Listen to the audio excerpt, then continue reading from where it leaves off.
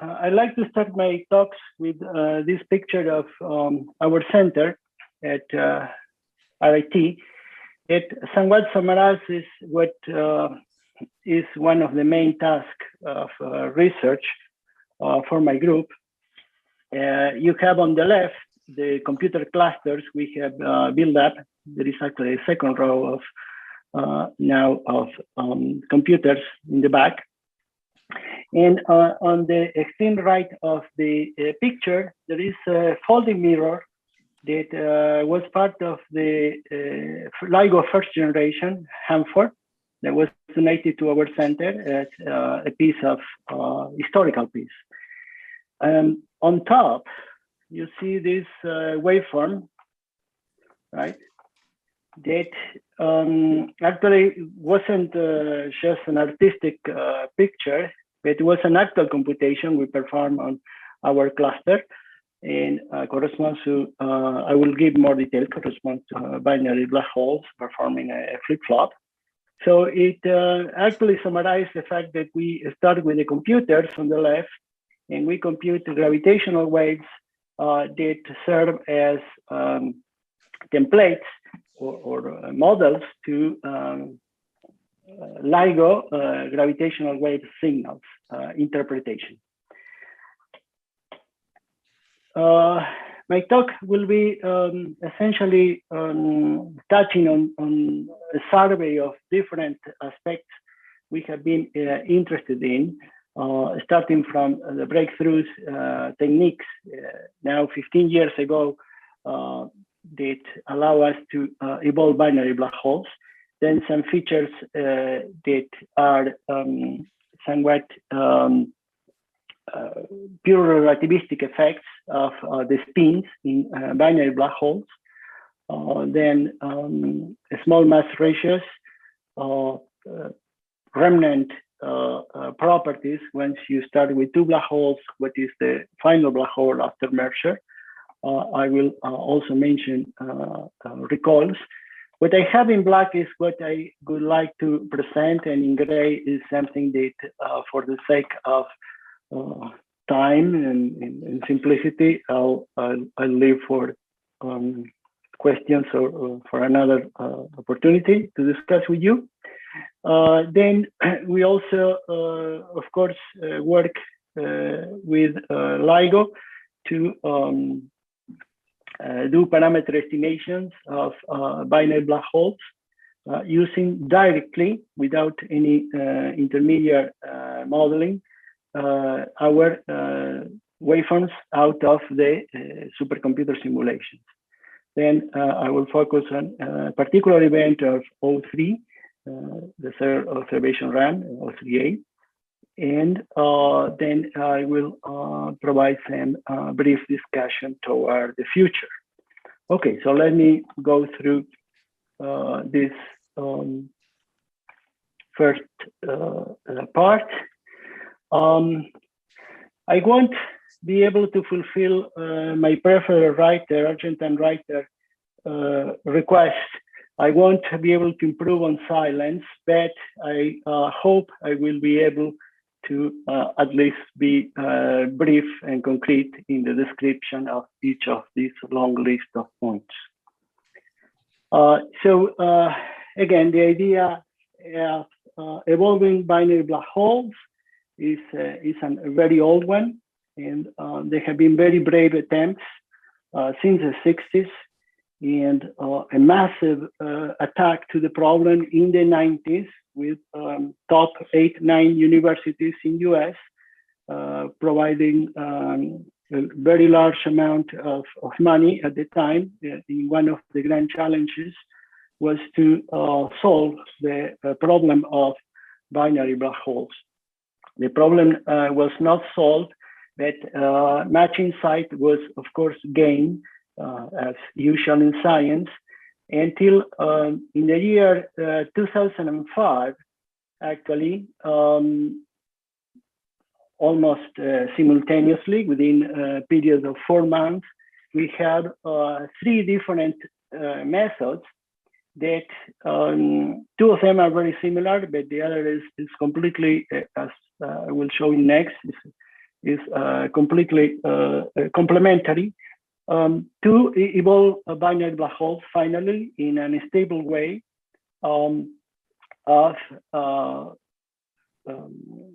for, well, several orbits in the beginning, and nowadays we can do many orbits.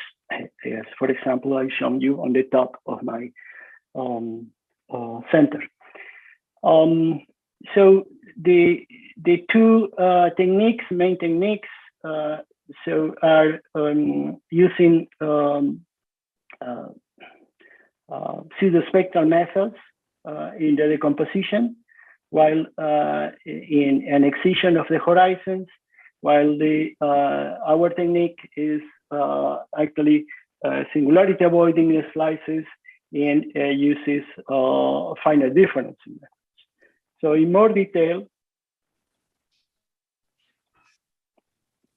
we have given in this reference a direct comparison of what we use, and both for even starting the simulations initial data, we use completely different formalism for not only solving the Hamiltonian momentum constraint, but also, I mean, the slices in the gauges and the setup there isn't any single point of contact.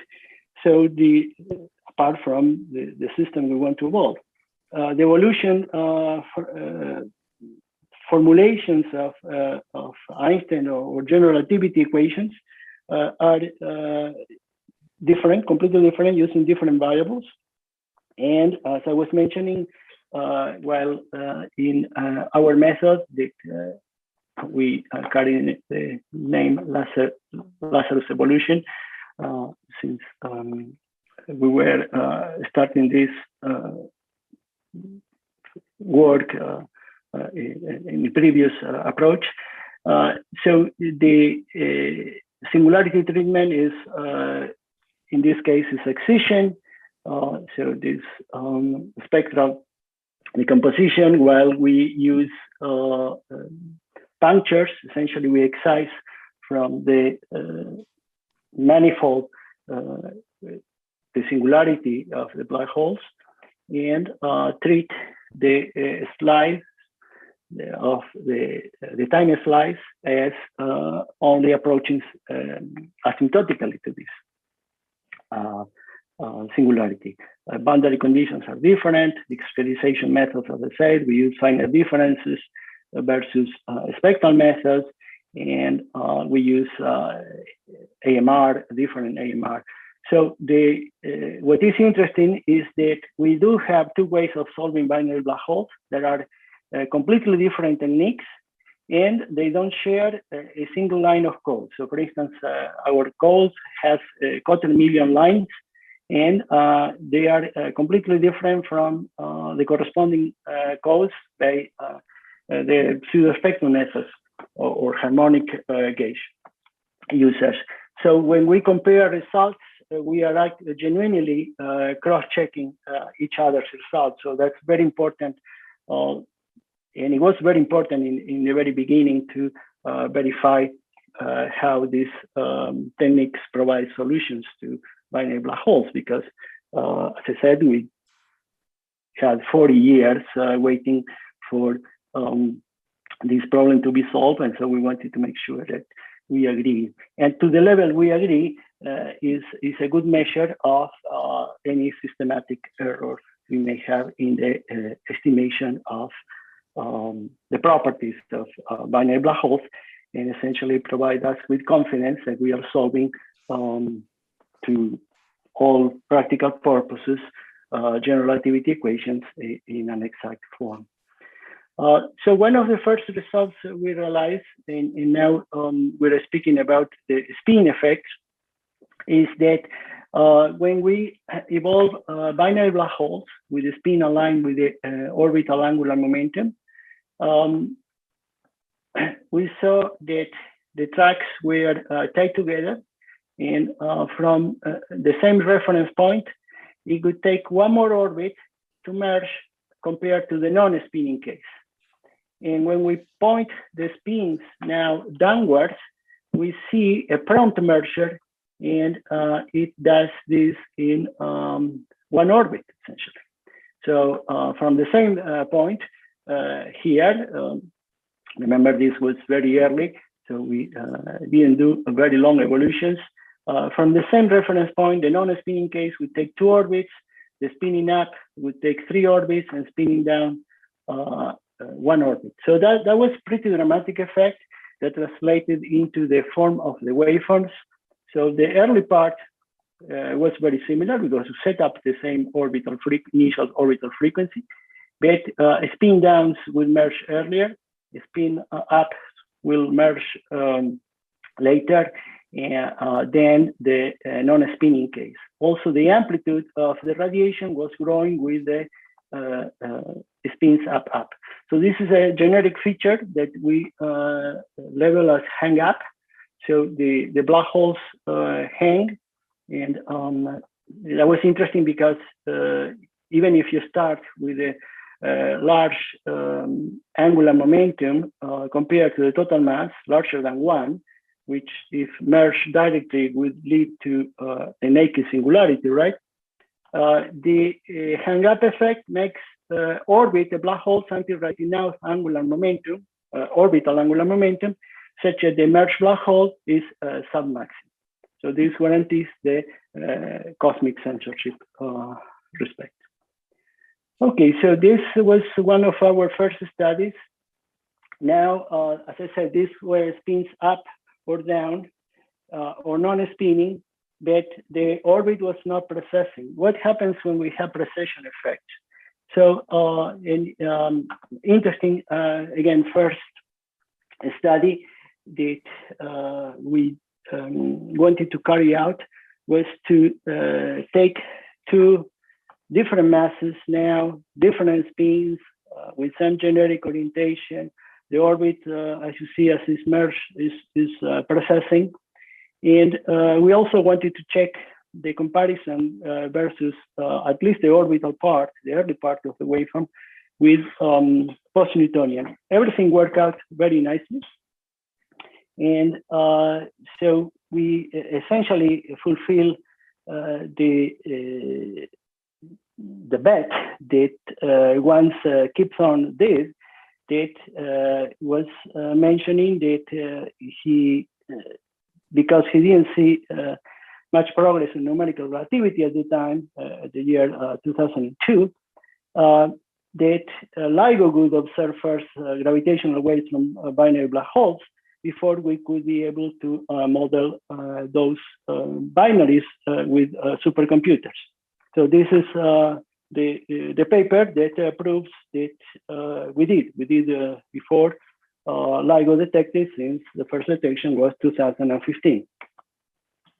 So the other effect that we will be discussing in some detail is another spin effect that shows that during orbital motion, one spin of a black hole can flip with respect to the direction of the orbital angular momentum.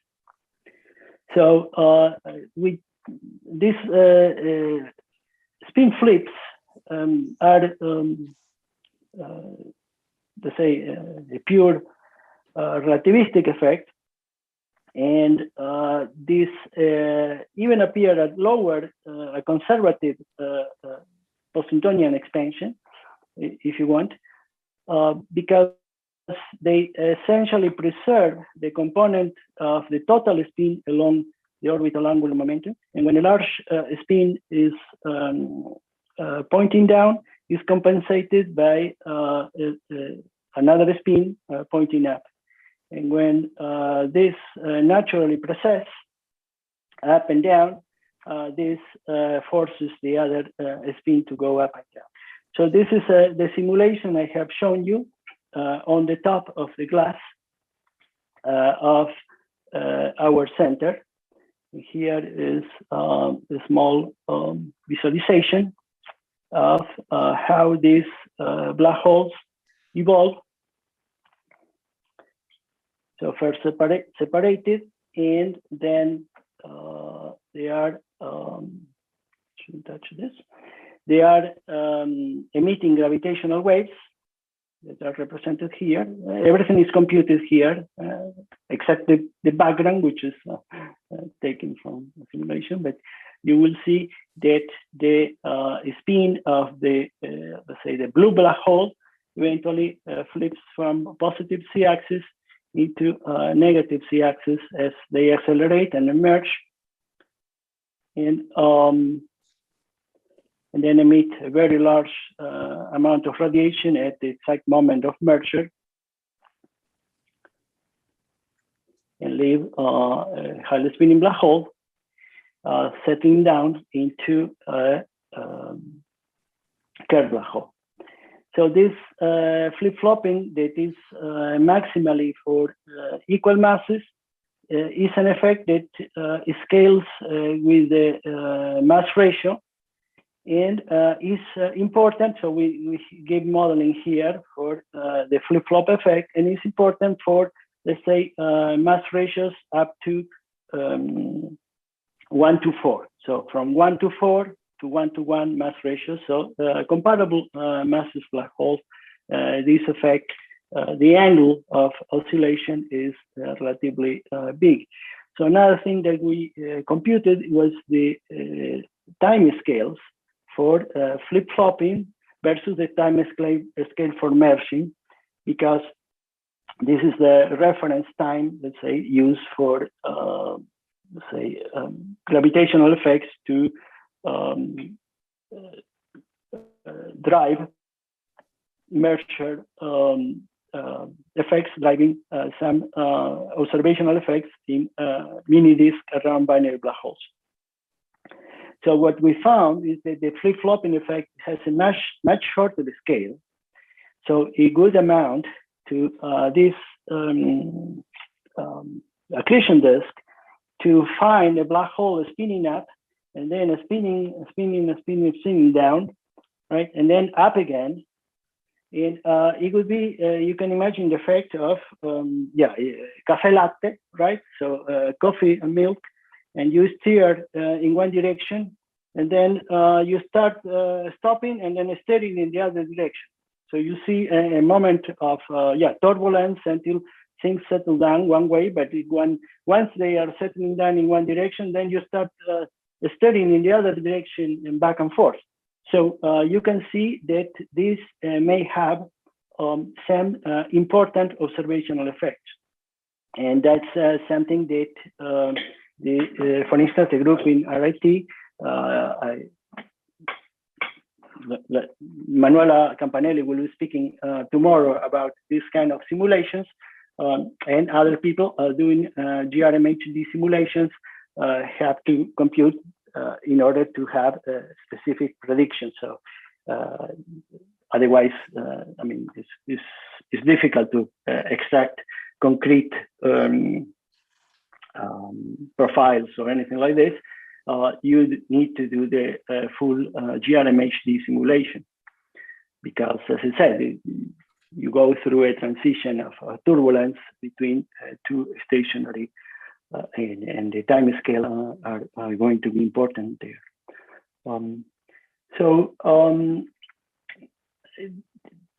This flip-flop, actually, there's a frequency for oscillation.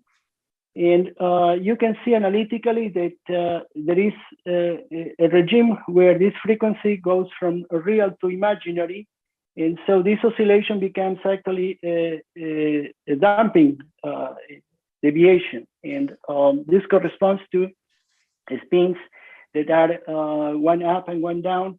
And eventually, when you touch one of them, they don't stay there stably. There is an angle here when the small black hole is pointing down and the large black hole is pointing up, that actually the spins do not stay stable. The smallest perturbation can drive them toward the orbital plane. There is all a set of works about this. Here are the early papers. And I will move to the next point I wanted to study. As I said, the flip-flop effect was something that is most effective with comparable masses. So this effect I'm going to speak about, that we gave the name of beaconing, and I will try to explain why this name soon, is due to, instead of flip-flopping of the individual spin of black holes, what it flip-flops is the total orbital angular momentum. So the black hole, the smaller black hole, now this is an effect that happens for mass ratios smaller than 1 to 4. So 1 to 4, 1 to 5, 1 to 6, 1 to 10, and so on. I treat two cases, 1 to 7 and 1 to 15 here. As I was saying, it's an effect that the orbit of the small black hole now is orbiting in one direction, and then it starts precessing, and then orbits in the other direction. So what it was doing before this, the individual spin, now is the orbital angular momentum that is flipping with respect to the total momentum of the system. Let's call it J. Again, we made those studies, and here is a radiation pattern of gravitational waves. Here is what the orbit looks like for a 15-to-1 case. This is actually computed. This it's not just a flower for display purposes.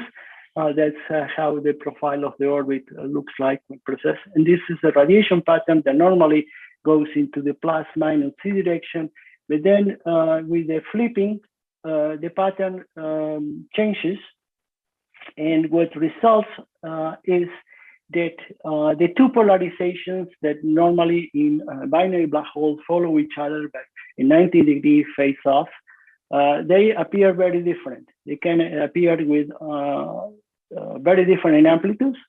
So this is a very interesting effect to detect with gravitational wave detectors that are sensitive to the two polarizations of the gravitational waves. Can disentangle them and look at the precession effect of the orbit. I always forget to put some music here, some beating music here. It would be nice, but that's going to be for the next time. And the beaconing has to do, which is this beating effect in amplitude. You see, there's a beating effect in amplitude that translates into an observer location. You get a maximum radiation when the system is facing on, and then face off, and you get minimum radiation, then face on again. So you get like a beating, right? A beaconing, a lighthouse bed of gravitational waves, while the system is highly precise.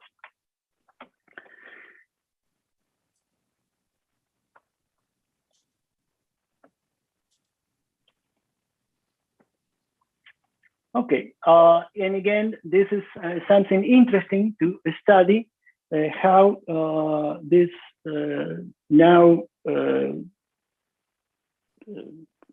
flip, L flip instead of S flip, affects, for instance, a circumbinary disk of merging binary black holes.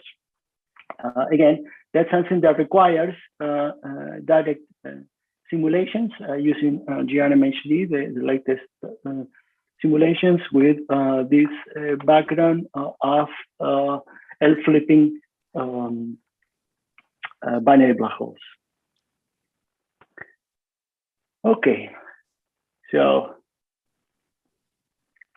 let me mention that there are several challenging corners in the parameter space of binary black holes, our techniques are able to handle all of them, but they happen to be very expensive computationally. So one of the things we wanted to prove is that we could do relatively small mass ratios. And we have been able to do this 10 years ago now, just a proof of principle. And lately, we have been able to do more of an orbit. If you have, that's a test for your eyesight. You should be seeing an orbiting black hole here around that represents a small black hole. This is simulation for 13 orbits of 28:1 mass ratio black hole. The small black hole has been amplified. The colors on the surface of the black holes are curvature properties. The mean curvature at each point of the apparent horizon of the black holes. And well, eventually emerges, the black hole hits, the small black hole hits the large black hole, and we are able to compute a sequence of small mass ratios of 15, 32, 64, and 128:1, and compute the merger times, right? How is the merger times from a reference point? And the computation of 128:1 took 6 months. The simulation took 6 months in local supercomputer. The cost of the simulation essentially scales with Q, and the merger time also scales with Q. So the cost of going smaller and smaller mass ratios from the same reference frequency would be Q squared. But we are able to compute all the properties of the final black hole, the final mass and spin, the Recoll velocity, and peak luminosity, peak frequency, and peak amplitude for the black holes. As I said, so around 13 orbits for each of the cases. That's what the waveforms look like. So obviously higher amplitude, amplitude goes with Q. So 1/2, 1/2, and 1/2 the amplitude. We prove conversions of our 3 resolutions, usual methods. And here is some detail of how the collision of the small black hole takes place, how it affects the curvature. And eventually, this black hole forms a curved black hole. You will see that the curvature is actually symmetric. It's a property of curved black holes.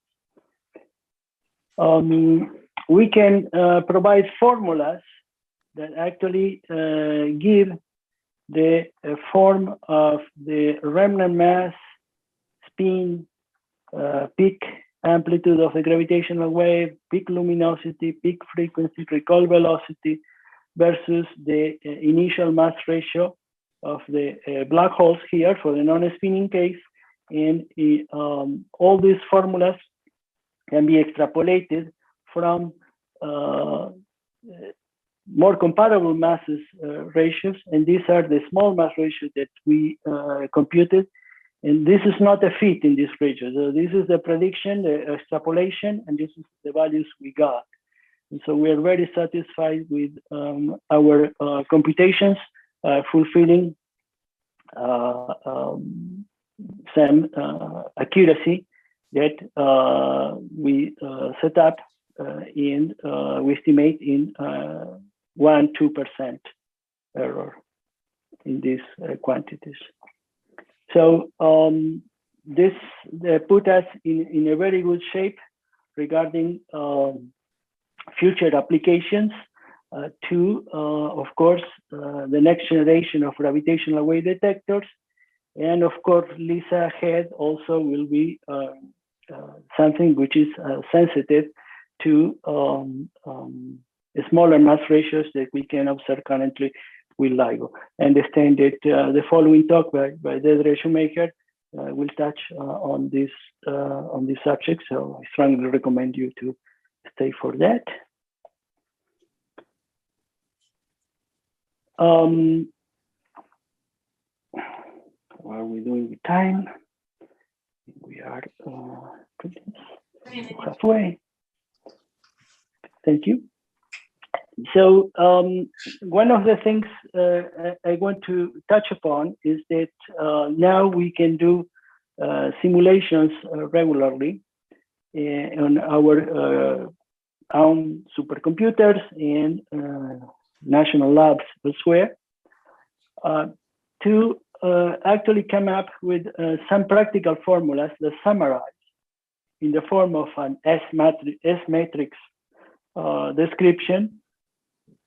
You put in two black holes with their masses and spin orientations. They merge together and they come up with a final black hole with a given final mass, final spin, and recoil velocity. So we have in our last release, a third release of our catalog, which is public and can be accessed from our center web pages. We have a total of 777 simulations currently released. 477 of them are for non-precessing cases, where we can covering mass ratios from 15:1 to 1:1. And they also have spins up to 95% of the maximum value. So we can use all this information available there as metadata to model these, let's say, S matrix formulas from what you put in the binary black holes and what you get for the final black holes. So these formulas, again, are a bit, let's say, complicated because they go up to fourth order into the parameters expansion. And in the case of non-precessing, we have 19 fitting parameters for the mass and of the final black hole and the spin of the final black holes. We also get recoil velocities model and all the waveform peak luminosity, peak amplitude, and peak frequency. The fitting formulas actually work very well, and we give tables for these coefficients, 19 coefficients, and even a script that can update the coefficients if needed. Nowadays, I think they are accurate enough for all practical purposes, but if needed for including new simulations, and perhaps include a range of validity, although we impose the small mass ratio limit for the final mass and final spin, so we're covering for the comparable masses and the small mass ratio, and so the interpolation formulas work very well. As I said, they are fourth order, and they are accurate for all practical purposes we could think of. Coming back to this question that we studied very early, that was the Hangup effect when the spins were oriented along the orbital angular momentum. We did a new study, a new detailed study to include different mass ratios into the effect and compute a more accurate way of computing how many orbits, counting orbits from a reference point. So we could do actually a very good fit. And this includes the spin dependence and the mass ratio dependence. So the residuals are pretty good. So we are pretty happy with this formulation. And what we found actually is that there is an effective spin parameter. So you have two spins, right? But you can define the dependence of this effect in terms of one effective spin parameter that we call S Hangup, which is a combination of the total spin and a difference of the spins weighted by their masses. So this is a new effective spin that we believe is could be better for modeling waveforms or effects in terms of one single spin instead of dealing with two S1 and S2. That simplifies some of the descriptions. I will come back with some simpler formulas because these fourth order expansions may be too complicated or too frightening for some simple estimates, astrophysical estimates. But let me come to one of the areas where our group has been leading and discovering somewhat unexpected large effects, which are the gravitational recall. So the estimates of the recall were based and were thought at the time, 15 years ago or so, that would come from an equal masses effect. And because there is an asymmetry in the radiation emitted by the small particle moving faster and the large particle moving, large black hole moving slower. And in fact, this was studied, and this led to a maximum recall about, for mass ratios about 1 to 3 of 170 kilometers per second, which for astrophysical effect is interesting, but it's not extremely large. So it came to our surprise when we first studied generic merger of binary black holes. And in the first simulation, we found something like 700 kilometers per second. And then we did a second simulation, and it came 900 kilometers per second. So we then decided to study systematically to see which maximum configuration, and study a sequence. You have to study a sequence and find the maximum with the spin orientation that leads to a maximum recall that led to 4,000 kilometers per second. So 4,000 kilometers per second now is a serious velocity compared to the escape velocity of most of the galaxies, even the largest galaxies. This velocity would make escape a merged black hole from its core. Of course, those come with a specific orientation of the spins. It is crucial to have spins which have components along not aligned, not completely aligned, because this be a symmetric case and would lead to no recoil. But for equal masses black holes, the spin needed originally, we found that the black holes needed to be in the orbital plane, but then we found in a further study that there is an optimal angle that can lead to even larger velocities, reaching up to 5 seconds. So this is for quasi-circular orbits. And for these orientations about, I think, 50 degrees, the velocity can reach up to 5,000 kilometers per second. So this has very important consequences for the, formation of seeds in the early universe, in the growing of black holes from stellar to intermediate mass black holes in globular clusters or not so massive galaxies where recoil velocities are much lower than these values.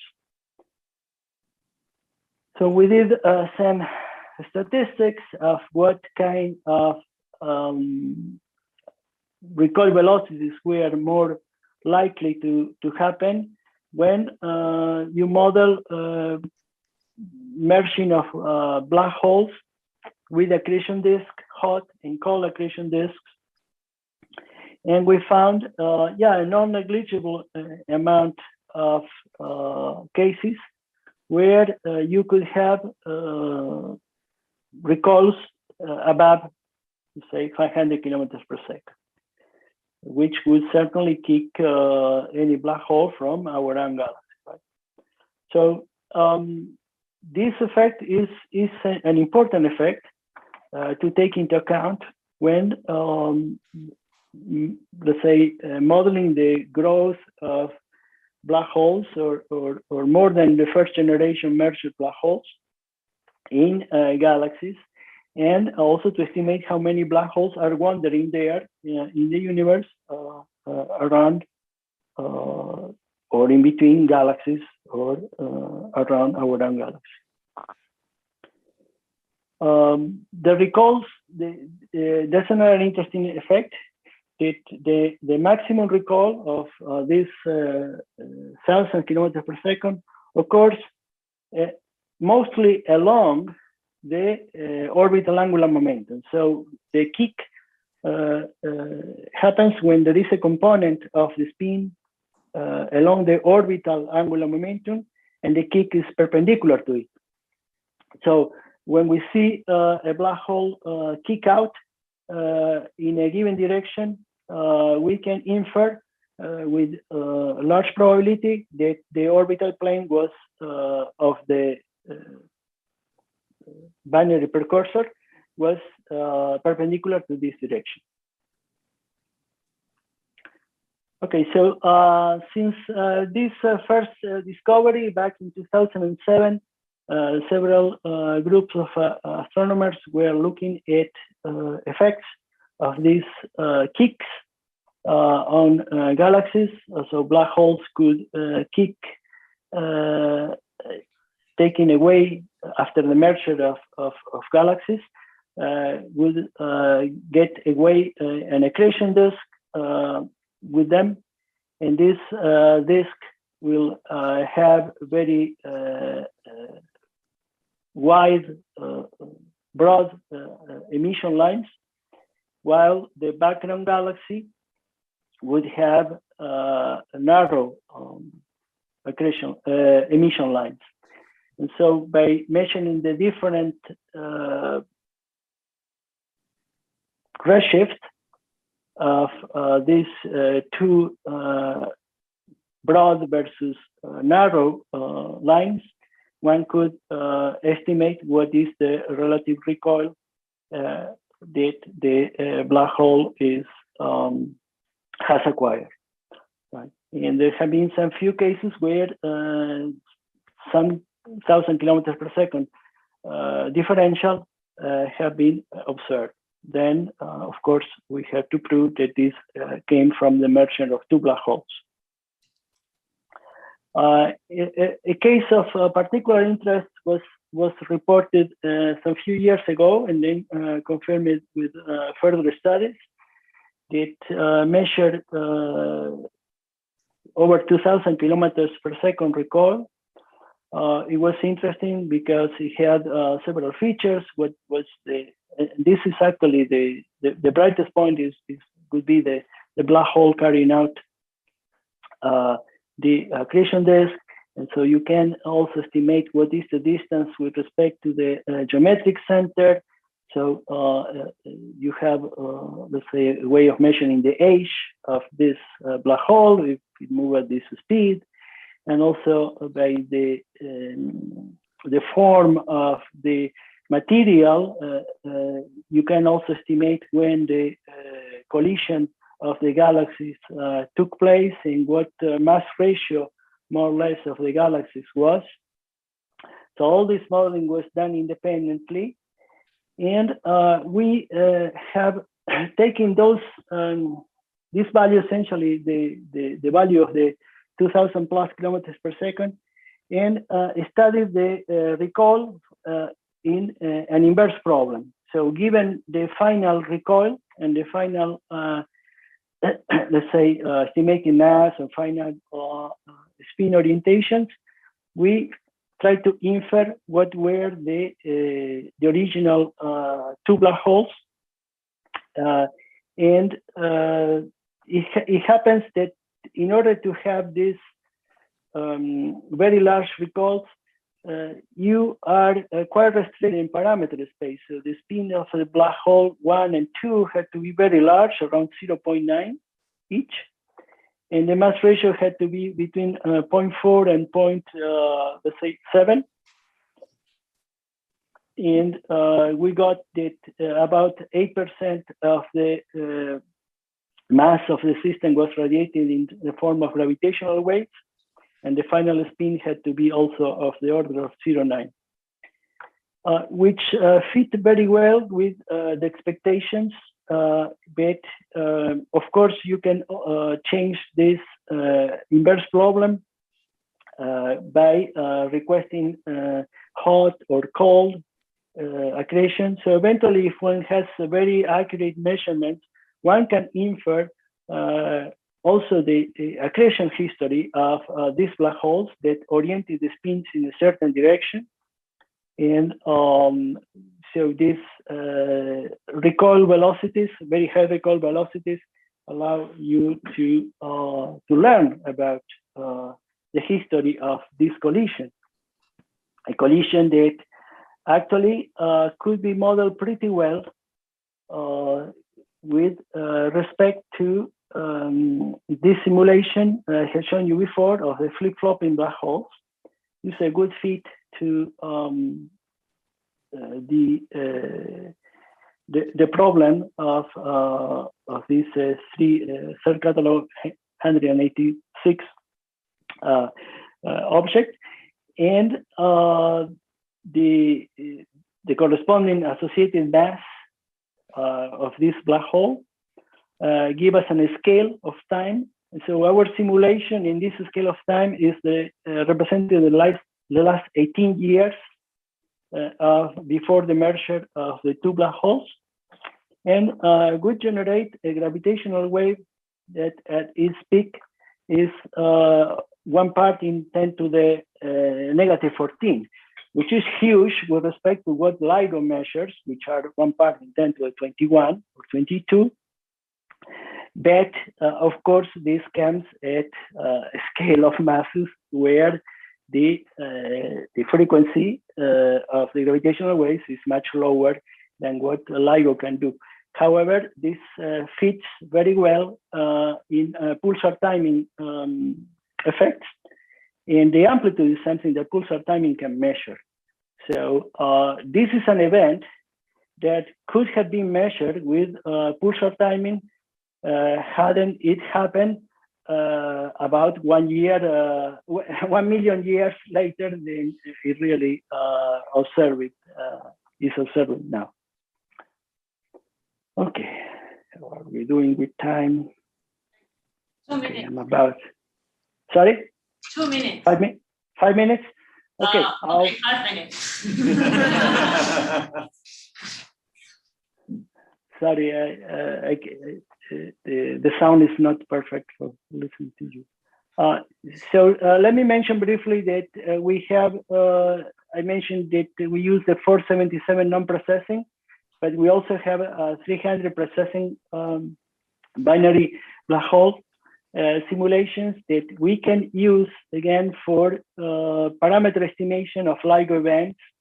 So we tested our ideas with the first event, 4.1, and we found parameters for the estimated mass ratios, spin, and all relevant quantities as a form of heat map, improving on our variable versus the standard variable used by LIGO models. And we also estimated what was the spin orientation, and we got that the spin was near the orbital plane. Actually, this is the optimal choice for that.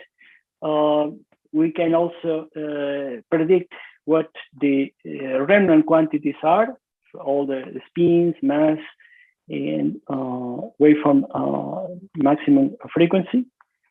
This is what the simulations looks like versus the observations here in gray for Hanford and for Livingston versus our two optimal choices of the numerical simulations. We also studied in this detail, the first event of 02, 1701-04. And we went ahead and later checked all the 10 events of 01, 02 binary black holes, plus 3 events that were additionally reported by a group in Princeton.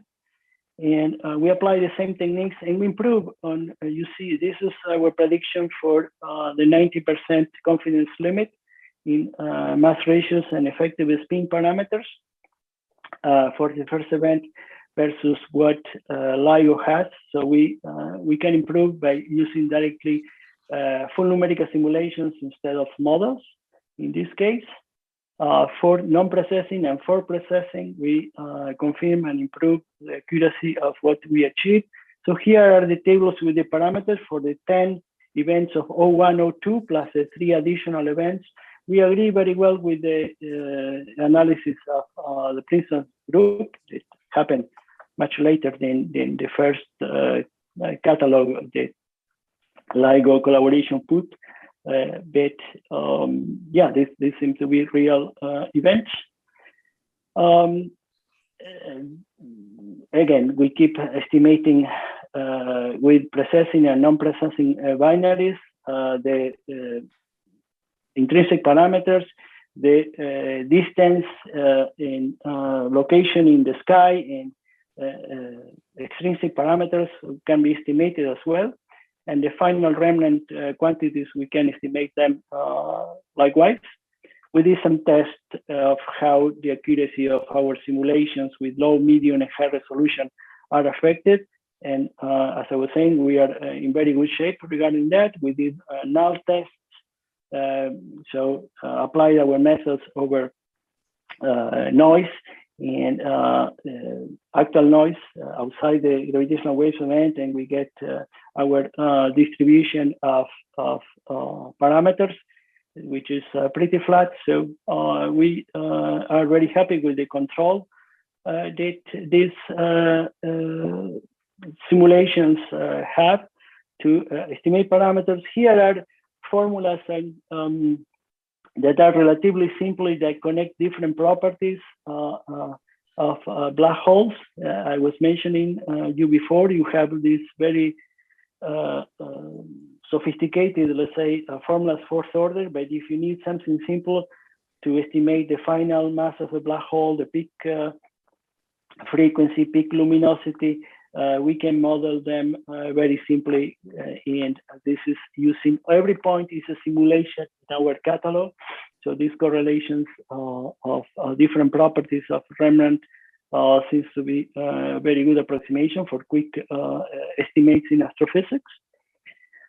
One more point I wanted to do is that we have analyzed this event, which is 03, in terms of an eccentric event, and we found a slightly higher probability for this to be a highly eccentric event, eccentricity around 0.7, compared to zero centricity. And in this case, the fit has the advantage that, for instance, if we identify this with the electromagnetic event, while LIGO would get a Hubble constant of 20 or 30, we are fit in the main bulk of around, well, we get 68.8. But this, of course, is assuming there is identification of the electromagnetic and the eccentric simulation fit that we provide. I think I'm running out of time, so I will show the discussion point. Say it again. I mean, you're out of time, but you can conclude. Yes. Okay, so I'll mention briefly that there are still many cases of interest, as we brought up, highly eccentric events, very highly spinning. So something that we can prove indeed that the black holes are very highly spinning, as we expected a priori. Then the values of the spins that we are getting from LIGO are rather common, not as extreme as we expected due to accretion and so on. We would like to find also a smaller mass ratios events than the few we got. And again, binary black holes are the main kind of sources, but yeah, mixed systems are also very interesting, black holes, neutron stars. And of course, intermediate mass black holes, more massive black holes, for which we need to have more sensitivity in lower frequencies. We have now, we're about to release, make a full release of our catalog of waveforms, in reaching a total of about 1,500 simulations made available to the community, which collected with other catalogs can provide a very useful coverage of the parameter space. And as I was saying, we are working toward the next generation of detectors, and LISA, that it will be part of the, I think, discussions of the next talk. So at this point, I will thank you, all of you, for listening, and I'll be happy to answer any question you may have. Thank you very much.